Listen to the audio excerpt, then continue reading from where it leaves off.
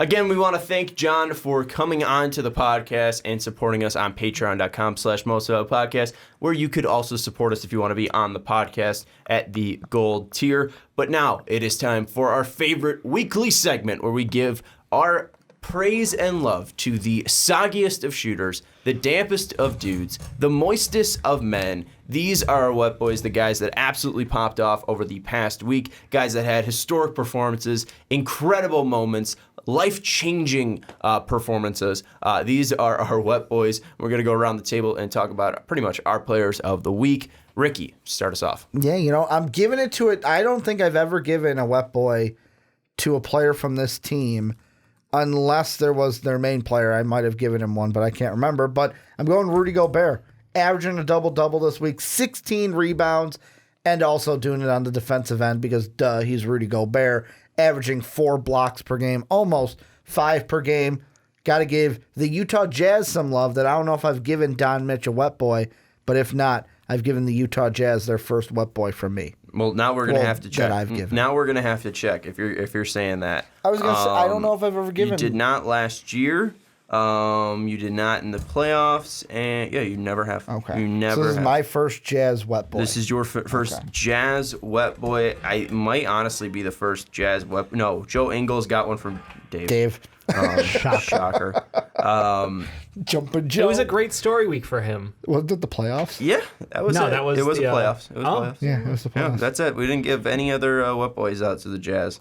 He deserved it. So yeah, just one Jazzy and Wet Point guy. Boy. A Jazzy and Wet Boy. And that was Joe Ingles. All right, now Rudy Gobert in that club. Joins the club. I love it. Dave, give us your Wet Boy. Taking the best player in basketball right now, Luka Doncic. Oh, stop it. The guy's going out there dropping a 30-point triple-double, not even playing 30 minutes a game. Like he's Luka. I'm sorry. Like this kid is so good at basketball. MVP this year, yes or no? I mean, there's a very good chance. I don't think he can keep up this rate, but like if he does, shit. Because like that to me would He's be 20 years old. like, He can't legally drink in this country. like you're telling me that's what I'm getting like hyped for is like a second year player, and I know technically not a true second year because he was playing Professionally for the overseas last 3 professionally, years. but a second year player in this league winning the MVP over James Harden, over LeBron James. That'd be insane. Love it. It would Love be it. absolutely insane. It's unlikely, but I'm going to keep rooting for him as long as he keeps doing this. Even if he does, I'm still going to keep rooting for him because I love Luka Doncic. How much fun he has on the bench with JJ Barea. Dude, the JJ Barea fake back in the game shit was hilarious. Just the Mavs team's fun. Mm-hmm. They're fun. They're absolutely blowing people out at times. I think he had like a plus like 42 or something. Like they've had just insane games back to back this week. So credit to him, Luka. You my boy. And Happy. I believe this is his 5th Wet Boy, 2nd this year, but his 5th all-time as well. So he is climbing up the ranks. Ricky gave him his first back on November 10th. Then I gave him one on January 12th. Then Ricky came back on February 1st and gave him one. And I think that was it. And then he's had 2 this year. So he's now got 5 all-time. And I don't think we have an all-time Wet Boy. Do It's we? James Harden. No, obviously he's at 14. But I don't know if we have an all-time like leader. LeBron James had 4 last year, so we'll see where he's rising up. Isn't James Harden the all-time leading Wet Boy? Because he had just so said much. that. Do you guys listen to this just said that. Like? No, I do. That's why I'm confused that when you said, "Do we have an all-time leader?" And I was like we an just said all-time it. leaderboard. Oh No, no, that's what I was mean, looking I for. created a tab, but I haven't like done Filled it in yet. Oh, okay, yeah. So at the that's, very that's end. something that we got to figure pretty out. incredible. But I know that James Harden has 14, so he's not. Luka's not that close. So a little behind the scenes here. Sean's been withholding his Wet Boy from us. We don't know what he's about to drop in the other side of this table. If it's something Ricky, stupid, do you think it's going to be a wild card? Do you think it's someone it's outside going to be like Duncan Robinson, like that? No, it's going to be come on. Naz Reid. It's not Naz Reid. No G League Wet Boys. I know. I'm otherwise you not get to give it Ricky to Bobo. giving him a college player, which he's one 16 over a 1. That was historic. No, All That right, was Sean, historic. let's hear it. It's not that, and I mean, you guys need to realize that when we talk about Wet Boys, we talk about them with grace, we talk about them with honor, style, and we talk about people that really change lives and really make an impact on the NBA. And He's a nobody. this person has done something historical. This person has done something that we didn't believe. Oh. This is like man walking on the moon. Okay. Ben Simmons hit his first three, everybody, and he is a wet boy. 100% from three. The first time we could ever say that in his career. Ben Simmons, well, the Sixers won three straight games. That's another reason why. How much is Jake paying you? Jake and Sean are the same person. Yeah. He's not.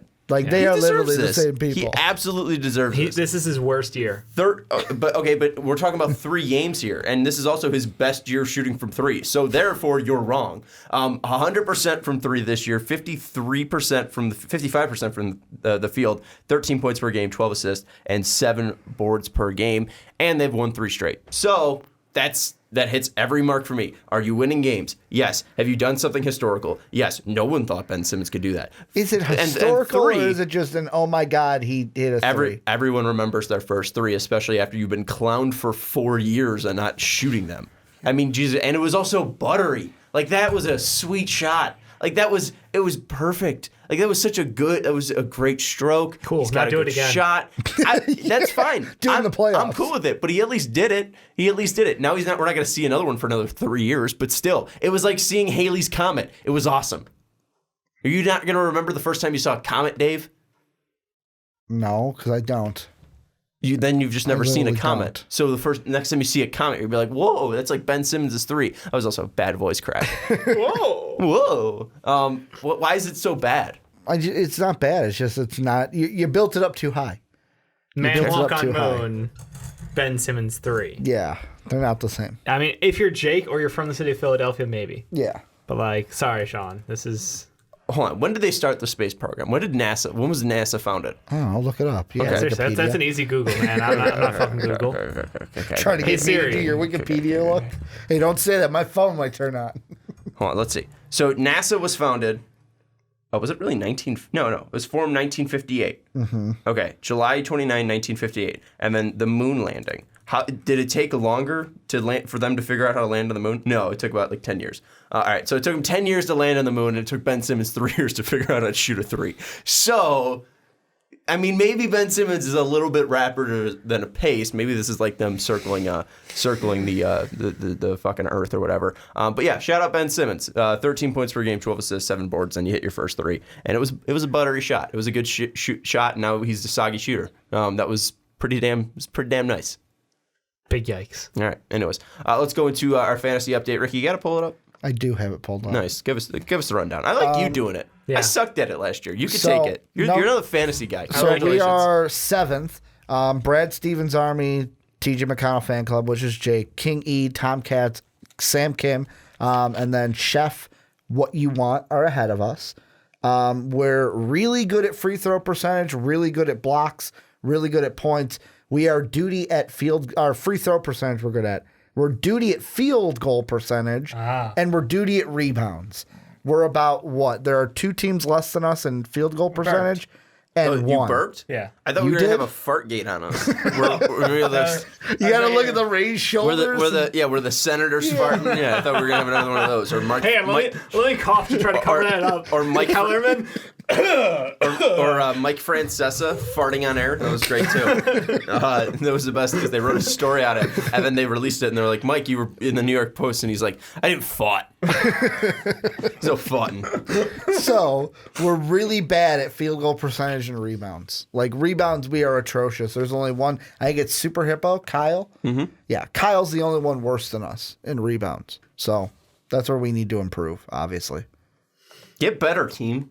The fuck's wrong with you? You guys suck. Well, we can pick players up. Fantastic. All right, well, who should we pick up? Dave and I were literally doing this like on Discord the other night of like who we could pick up. And the leading rebounders right now are Kevon Looney's got 9, but he's out.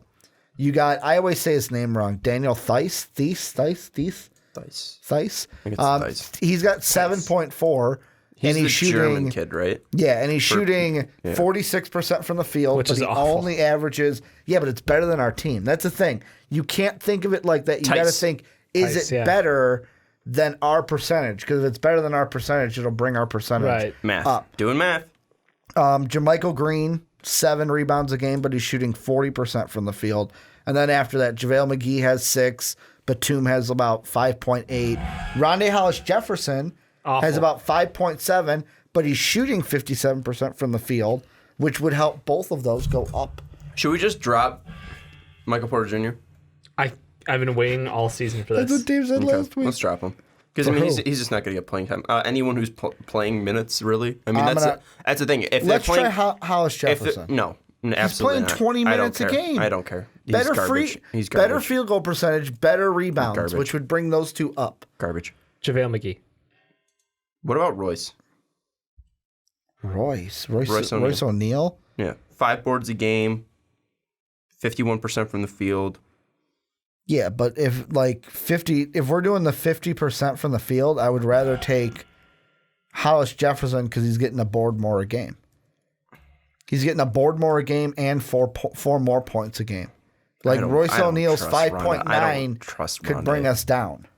I don't trust Rondé. JaVale. All right, we'll pick up JaVale. Yeah, I don't trust Rondé Hollis Jefferson. And we're dropping Michael Porter. Yeah. Have fun. That's chum in the waters right there. That's going to be an easy pickup for somebody. What, Michael Porter Jr.? Yeah. Yeah. People are gonna you want to read off his savage cumulative stats for the season, Sean? Who? Michael Porter Jr.? Yeah.